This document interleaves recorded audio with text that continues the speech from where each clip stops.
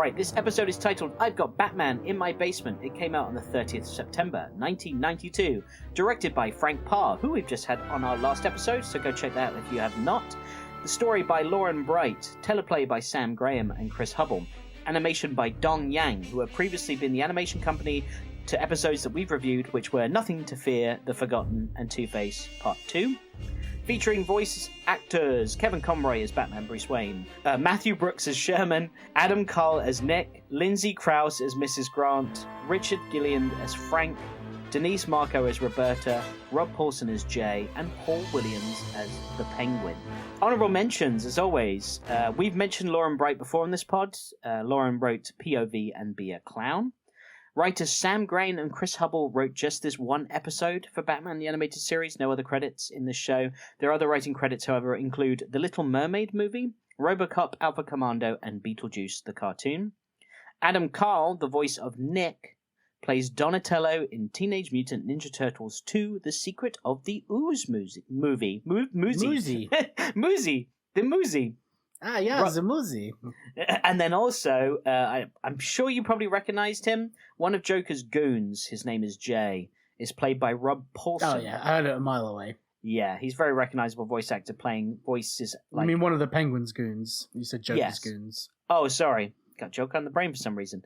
Famously voicing Pinky in Pinky and the Brain, Yakko in Animaniacs, Hydro Man in Spider-Man the Animated Series, and just about any voice in anything from the 80s to now in cartoons. One of the most recognizable cartoon voices ever. When you hear it, you just know it. Absolutely. And finally, Paul Williams, who plays the Penguin, is not well known as an actor, although he's popped up in films like The Princess Bride 2 and other things like that. But what he's most famous for is songwriting, bud. So I thought you would find this interesting. He wrote the lyrics to several songs in The Muppet Christmas Carol. Oh, yeah? Including We're Marley and Marley. Whoa! That's written by the Penguin. Isn't that crazy? That's fun. And I bet your mind blew up when you saw that. I did, yeah. Also, he wrote Rainbow Connection from the Muppet movie, which is a very famous Muppet song. But for other bands, he wrote Rainy Days and Mondays and We've Only Just Begun by the Carpenters. He wrote all three of those songs. We've only just begun. He wrote that song? That's Paul Williams wrote that song. And finally, the other song that he wrote that's well known is an old-fashioned love song by Three Dog Night. That is also written by the Penguin. That's crazy. Isn't that crazy? Yeah, so I thought that was really cool. So we've only just begun. I don't know if you can turn it into a Penguin song. We've only just Penguin. Look, I love the Carpenters. Like I'm a white person, and like I feel like every white guy or woman is born with like a Carpenter's vinyl under their freaking armpit. Well, there we go. If we ever get the chance to speak to Paul Williams, we'll be like, yeah, Penguin's cool, but let's talk about the Carpenter song. Oh, yeah, absolutely. I can see you totally, like, bombarding in and be like, yeah, anyway, so I like music a lot. Let's talk about it. Yeah. All right, next up, our utility belt of fun facts. Not a lot for this episode, but some that I thought were worth mentioning. The production team regarded this as the worst episode of the entire series. I enjoyed it. I enjoyed it too. It seems that we enjoy the ones that people hate, but anyway, we'll get into it. The series creators weren't quite sure what to do with the Penguin. Initially, they thought of him as a cerebral sort of villain who relied on his wits rather than his fists. They considered turning him into a bird-loving Norman Bates-style mama's boy, always under the thumb of his overly protective but unseen mother, which would have been I like that. Very interesting, very weird, but that might have worked, depending on how they did it. Look, the Penguin is always open to interpretation. There's so many different styles of penguins out there. There are. You're right. More than like the Joker, or maybe rivaling the Joker as different interpretations. But yeah, there are quite a few if you count TV shows. These plans were scrapped after the theatrical release of Batman Returns in 1992, and the animated Penguin was retooled to more closely resemble the live-action film's Penguin. Bruce Timm even visited the set to sketch Danny DeVito in full costume for this show. That's so cool. So he originally was supposed to look like the comic version, which eventually the Penguin does become in this show when they do the reanimation. Yeah. The revamp. He looks more like that, like almost like Burgess Meredith from Batman 66. But I feel like he's a bit half and half in the animated series, don't you think? Like, there's clearly an influence from Batman Returns. Well, he's got the flipper hands, for one. Yeah. Which is very Danny DeVito. He does have the flipper hands, but I don't mind the flipper hands. I just like that he has a monocle and a fag hanging out of his mouth. You know, yeah. That's and a top hat, like that's. And he does Penguin have the same costume. Really, he's got that almost like jumpsuit, but it looks like it's this stained gross brown that was probably once white. And he's got like a posh vernacular as well. Like yes, I love this voice for the Penguin, and I love the way he speaks. And I love the words that he chooses to say in sentences. Like he's a fun version of this character. He is, and I like him way more in this show. I'm so glad they chose that style and not went with Danny DeVito. I personally love Danny DeVito's performance as the Penguin in Batman Returns. It's its own thing, and he totally owned it. We love Danny DeVito. Because we love Danny DeVito, amazing. Exactly.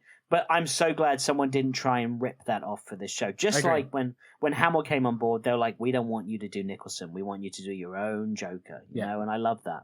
So, Bruce Timm has said of this episode, I can't even watch that episode. It's the epitome of what we don't want to do with Batman.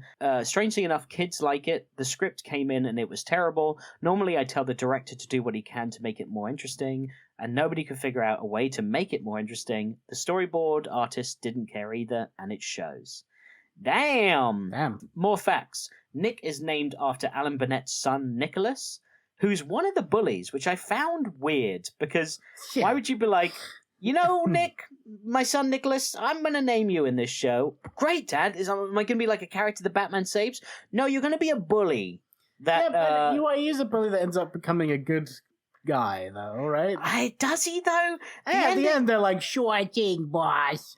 Yeah, they're basically like... They're thugs in training, right? They're thugs in training. They literally just fought the Penguin's thugs, and now they're becoming the thugs that they fought. Yeah, this kid could easily grow up to be one of Batman's arch nemesis. Dude, okay, I have the same thought. I thought, okay, this kid, first of all, he did take a peek at who was under there, and he's kept it a secret for a long time. Oh, I love that! Okay, here's what I was thinking. The DCAU, I'm surprised, I'm not surprised this character never came back, because this episode is mostly hated by a lot of people. But imagine bringing this character back in, like, the comics now, and he's grown up, yeah? And he knows Batman is Bruce Wayne. And he knows Batman's Bruce Wayne, but he's also obsessed with the idea of having Batman in his basement. Yeah, he's just so focused about that day. The kid made gunpowder in his basement. He's a psychopath. Yeah, like his mom was like, "You making gunpowder again? What fucking kid is making gunpowder?" Yeah, like no, he's a nutter. And I was thinking, he tries to capture Batman and like bring him down in the basement and like chain him up, and he's like, "I'm gonna keep you here." Like, you know, this was the day that my life changed. But like maybe 10 Cloverfield Lane type situation. Yeah, or like that show that we watched with Steve Carell as a therapist being chained up by his patient and whatever. I just thought that would be so great to revisit it. And he's a nutter, and he like knows who Batman is, chains him up in the basement, and like Batman's like, he's like, what is going on? Maybe he leaves the door open. He's like, if you leave, I will let everyone know that Batman is Bruce Wayne. Dude, this is such a great story. I love this so much. It's like, oh, you're free to go, but just to let you know, like, I will reveal I know you're Bruce Wayne. Secret. Ooh, that's juicy. That's juicy. I love that. I like that. And I like that, the style, like you said, of that show with Steve Carell. Yeah, no, that's fun. That's kind of like what the Marvel movies are trying to do, where they take like old stuff that like didn't work and they're like, now it's cooler, right, guys? Yeah. But sometimes it gets even worse. So, like MODOK, where everyone's like, oh god, no, put it back in the box. Yeah, I just think that would be really cool to do something like that with Sherman. I think, Sherman's his name. Yeah. Also, did you realize that like that Sherman says like, I know it's no Batcave, but it's it's the best I got, because like his basement is clearly his like Batcave that he's made after Batman. So the Batcave is public knowledge. Like everyone just knows. Like also, it's weird, right? Like you said, now it's getting confusing because we had an episode before where a guy was like, he does exist. To then like but maybe the Batcave was something that people were like could have said about him. But why? As like conjecture for like this is like he lives in a cave, right? Because he's a bat. But then if the Batcave is public knowledge, people should just go spelunking all around Gotham, because they will eventually bump into the Batcave, right?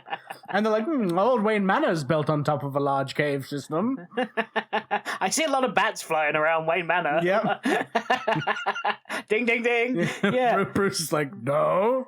I also love when he said it's no Batcave. Batman looks around like, where the fuck am I? This like middle class dingy shithole. He's like, you're damn right. It's no that was a Batcave. bit harsh. Well, he just looks around like maybe I've watched too much Succession recently. But Yeah, you have been. That's quite a Logan Paul thing to say. He's just looking around like he gives his face like, where am I? This place looks gross. No, he's like drugged out, right? Like I did like the shot choices for Batman. Because, like, he's always just, like, crashed out on the sofa. Like, he looks a bit like Weekend at Bernie's, don't you think?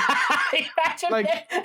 like, just the way he's, like, slumped in the... There's one particular shot where they come down and Batman's, like, full-on slumped in the chair. Did you notice in that shot, the two kids, the bullies, they nestle their heads on Batman's chest as Sherman and Roberta are coming down. And then when they come down, they're like, oh... And they, like, move up. But there's this weird little bit of animation where they're just like, I just want to cuddle on Batman. I just want to be held by a real man. Well, you know what? It could be even sadder. It could be like they get no love from their actual father and they just want to feel what it likes to have actual affection from an adult male. Well, that's some dark stuff. And that's how they grew up to be thugs. Yeah. And did you notice the plot of this episode at the end is very much Home Alone with, like, the booby traps? But I thought that was fun. I forgot about that. Yeah, it's cool, and it's cool that he took Batman's belt off to, like, booby trap the house. But, again, it's not like... Even Kevin McAllister didn't have fucking landmines in the steps, you know what I mean? Like, this kid is using some dangerous tech from Batman's belt, and he also took it off with ease. I was like, that thing is booby trapped up the wazoo, and he's just like, let's just take this off, and nope, I'm gonna booby trap my house. He must have been written after, like, a Kevin McAllister, right? Yeah, he's definitely got a McAllister feel to it.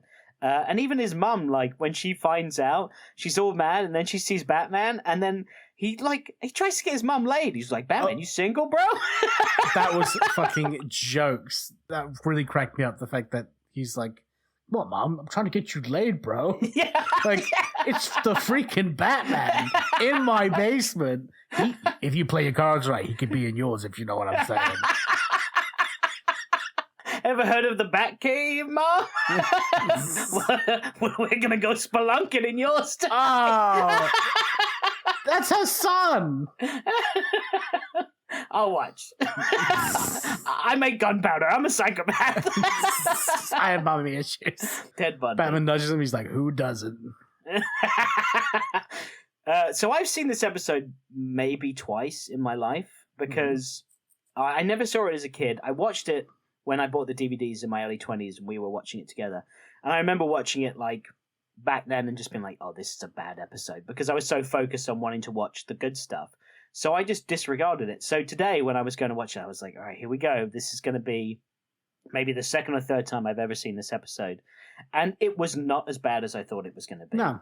It's but that's probably why, though, right? Because we knew going in like, oh, this is known as the worst episode of Batman the Animated Series. Same as we did with the Underdwellers. We were like going in being like, this is going to be crap. But, that's the power of the show is even their worst episodes are still not bad. I agree. Then I don't think that it deserves so much hate.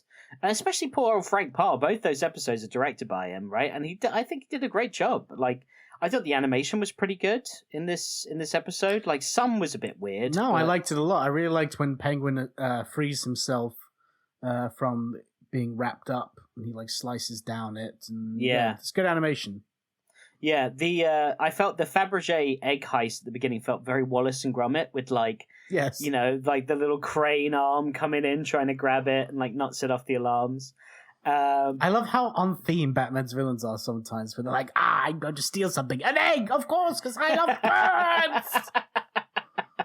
Batman looked really fucking cool in the moonlight when he, like, busted those guys on the rooftop, and he even says, like, a cool line. It was one of the dopest lines in Batman the Animated Series. Because they're like, it only took 5 minutes, and he's like, that'll get you 5 years for good behavior. No, he goes, that'll give you 5 years, and then they pause. With good behavior. And I was like, oh, yeah, Batman, yeah! So that's Love that. Batman!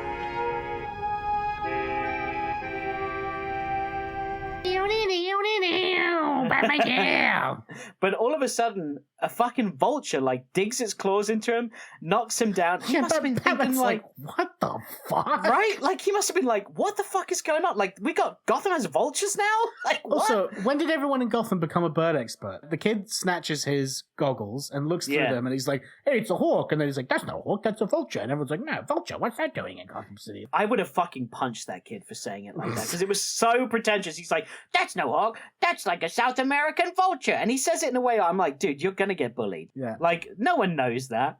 Also, it's hilarious that the clue left behind was birdseed.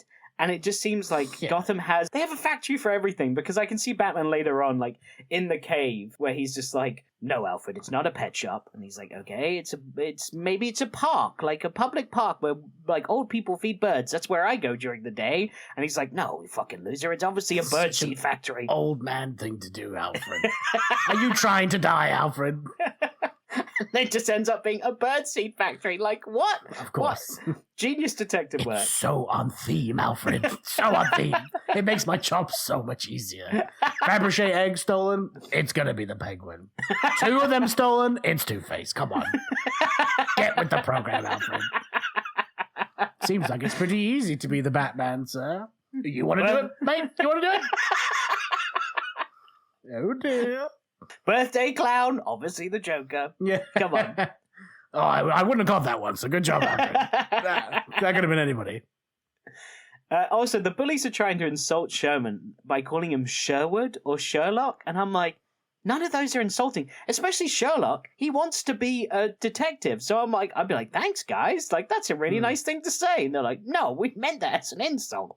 When we first meet the Penguin, he comes out of the ground through a trap door, and he opens his mouth, and I'm like, all right, what's the first thing the Penguin is going to say on this show? I can't wait to hear it. And he goes, Squawk! And just makes this bird noise, and I'm like, what the fuck was that? Because he talks to his birds. But that's the first thing that we hear the Penguin say. It's just, he raises, and it's like shot underneath his chin, so you see his giant nose and his fat cheeks, and he's just like, Squawk! Oh, I thought that was so funny. Did you notice that Sherman clearly hit the off switch on the conveyor belt and it started moving when he turned it on? It literally says on and off, and he goes off and it starts moving. Also, like, they accept their fate that they're going to get crumpled by that machine. But wouldn't you risk jumping off the side anyway? Like, there's no way I'd sit there and be like, all right, I'm just going to let my legs slowly get eaten by this machine and watch that. And then I'd eat my fucking junk and watch that. Then all of my guts and organs, and then I'll die. No, you just jump off and risk breaking your fucking leg. Yeah, exactly. I totally agree. Did you see what that machine did? All it did was take bags of bird seed and crush them. What are we doing here, guys?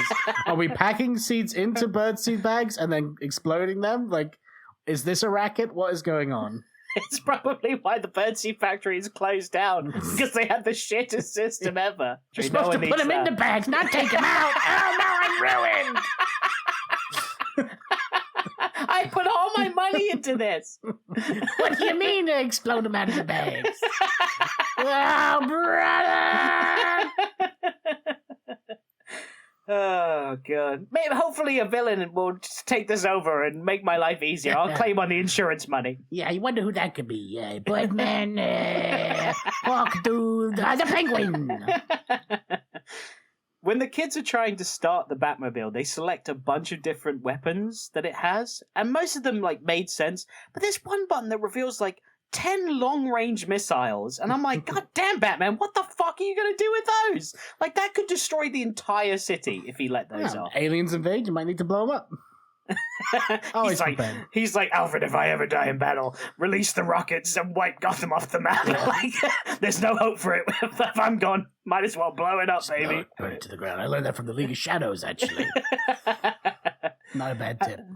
And then when Sherman's driving the Batmobile, he sends one of the goons, flying through a window, whilst he's probably going, 60 miles per hour. So that dude is straight up dead. He goes straight through a window. And then that kid, we already have established Sherman's a murderer, because the next thing he's like, okay, I'm just going to keep on telling Roberta to, floor it. And he even tries to, take out the Penguin with, a fire escape. And if the Penguin doesn't fly away in his umbrella, that would have killed the Penguin. I'm like, this little 12-year-old psychopath is out for blood. Should have made more gunpowder. Ma! I'm a child of divorced, and I have an estranged father, so I hate men. I got Batman in my basement so he can fuck my mother. Oh, it's very Norman Bates, actually, if you think about it. Yeah. Like, estranged father and, like, little psycho, and his mum is... Maybe his mum isn't even alive. Maybe she was, like, some figment of imagination. I thought his mother was quite fit. I'm waiting for you to be like, and cut that. I'd put Batman in her basement, if you know what I'm saying. Oh, amazing. So Kevin Conroy does like the funniest groan sound when Batman wakes up in the basement, and just reminded me that he does so many of those moans in this show. I'd love like a compilation of all of them, because he's like, when he wakes up, he's like, oh. Weekend at Bernie's pose. You gotta see that, like, try and go through it and find it. It's so funny. Also, Sherman, like, drowns him by force-feeding him water. Like, Batman even chokes on it. He's like, here you go, Batman, have a drink. He's like, he's just, like, shoving water down his throat. He's like, is Batman down that basement? It's another scenario. He's like, no Batman down here. Is that a Midwestern accent down there? Yeah, we just moved into town. Me and my ma. Our dad left us out in Minnesota, don't you know? But no Batman down here at all, no. But the Batmobile is parked right outside. Oh, is it? Well, no. That's my dad. That's his car. He bought it. He's visiting. No Batman down here. Why are you in my basement? Batman's like, why am I in your basement? Shut up. Did you notice that Sherman had a wanted poster of the Joker in his basement as well? Yeah, that's like a kid with a, like, you live in Gotham City where a known maniac, like, murders people and is a killer, a literal killer clown. I know. And you're that like, would be like having, like, what's his face? John Wayne Gacy. John Wayne Gacy. That'd be like having a poster of him and be like, haha, I love Gotham. Yeah, but you know? if he was still, like, active, you know? Like, that's the difference. It's like, John Wayne Gacy was caught and put and arrested, but imagine if he was like, yeah, just known at-large serial killer, like John Wayne Gacy. You're like, gotta have his mugshot on my wall. I love this town. I just love all of the rogues. I love Batman. This is great. Yeah. Yeah. I laughed really hard when Batman clearly says capsule to the kids, referring to the antidote for the gas. And the kids are like, what? No, you're not captured, Batman. And I thought it'd be jokes if he continued. He's like, no, you don't. Cure for gas. And he's like, did you eat Indian food last night, Batman? Bill. And he's like, no, my name's not Bill. You need a stomach acid, Bill, because you ate too much Indian food and you're about to shit your britches. Is that what's going on? Roberta, get him the stomach acid pill. He's having a stomach acid attack. Cap. No Cap? Yeah, I heard Jason Todd says that a lot. He's a pretty cool guy. You want a Capri Sun, Batman? We're more of a Kool-Aid family. I hate Kool-Aid. You want Kool-Aid? Okay, 3 Kool-Aids coming up. We've only got cherry. Is that all right? No. So how the hell did the bullies not recognize the car as the Batmobile right away? They're like, whose car is this? It's got bat wings on the back. Doesn't seem to be made by any auto manufacturer. It's got all these weapons and gadgets. I wonder, whose car is this? That's the bat symbol on the steering wheel. and the wheels. And an old posh guy in the video chat. Hello, who are you? What are you doing? Where's Master Brew? Batman. I have no idea whose car this is. It's Batman's car, you So Penguin's all judgmental of Sherman's home. He's like, wrecking this place will like be much better for it. I'm like, dude, you live in the sewer. Yeah. Like, your home is full of piss and shit. Like, everyone in Gotham. I think Penguin was projecting a little bit when he was when he was looking around at all that stuff. He was like, this is a nice suburban home. He was a bit jealous, so he was like, oh, this place is disgusting. So I thought it was really sad that this episode's big fight finale is Batman and Penguin in a sword fight, where Batman is wielding a screwdriver and he still wins the fight. Like, he's fighting Penguin with a screwdriver and still takes him down. Oh, there was one thing I didn't touch on. When Penguin's about to kill Batman, his style of choice is to have a spinner knife, but instead of like putting it up to his throat to slice his throat or something like that, he aims it so that it's like spinny forward. So it's like shoving his face directly like into a fan.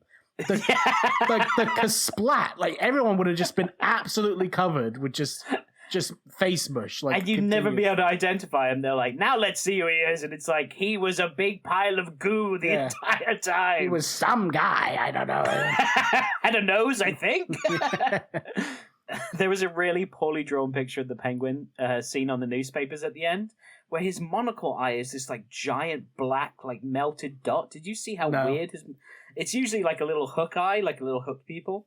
And then at the end we have Sherman hanging his newspaper clippings on his basement wall, and he's now some kind of like boss detective and controls the bullies of the neighborhood and crime by the sounds of it. Like he's basically like a little mob boss. And he's just like, you go and do this. I'm going to go do this. We're solving crimes, but we might be doing crimes as well. Like, I think that's what we're going to be doing. I like our story. I'd also have those two kids, like, be still his goons, and they're the one that, like, kidnap Batman somehow. Oh, that's great. Yes. They're still his lackeys. That's right. I think our story's great. It's canon to me, but I've already read it in my head. I'm like, yep, we created a horrible show. It's a terrible villain. My greatest. No, you called him Sherwood. You're gonna. That's his insult name. His name is Sherman. Oh, Sherman. Yeah, Sherman Bates. Sherwood. Sherman Bates. Norman Bates. Sherman. Ooh, shit. So at the very end, I thought his it was mother's really funny. just like this. Like he's like he took the Penguin stuff, and his mother has been drugged since in like a wheelchair that he like. And he's like, oh yeah, no, like he was always called in, being like, oh no, she's looking after me and all this other stuff. Anyway, getting dark now, but that'd be really like fucked up thing that she's just been continuously drugged. Imagine being Batman and he's like, oh yeah, that one night where I was in a kid's basement, and now like he's a psycho and he's trying to kill me. Like, what the fuck is going on? He must have been so confused. Gotham is a terrible place. There's vultures. Like, what's going on? I'm moving to Metropolis. Fuck this. I did find it funny right at the end, though. We see Batman's legs can be seen outside the basement window. Oh, it makes no sense. Because it makes no sense. Anyone driving by is going to be like, is that fucking Batman? Is he having a wee against the wall? But also, like... He's peeping in through a window? He's supposed to be listening to them, but the position he'd be standing in is just like the end of the Blair Witch Project. Like, he's just up against the wall, like, with his face on the wall.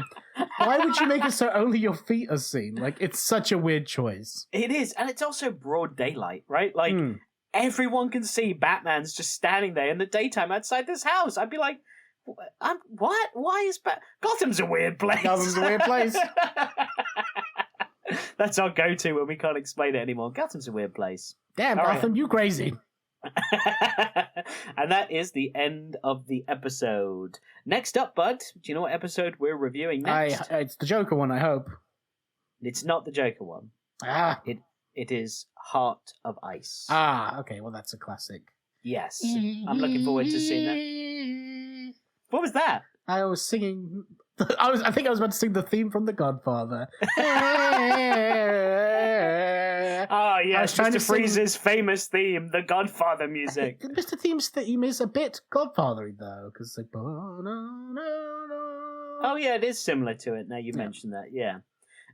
Well, we will review Heart of Ice, but if you're a new listener, you may not notice this, but as a listener currently, you may have noticed that we're doing an episode review, and then we're doing an interview with a special guest, then an episode review. So our next episode, because we have a number of guests that we've got lined up for loads of interviews coming up, which I'm really excited about. Our next episode will be an interview with a special guest, and then we will review Heart of Ice. And that's kind of how it's going to go. I think that Mr. Freeze will have to voice cast him probably as Severus Snape, right? Just the way he speaks with the pauses.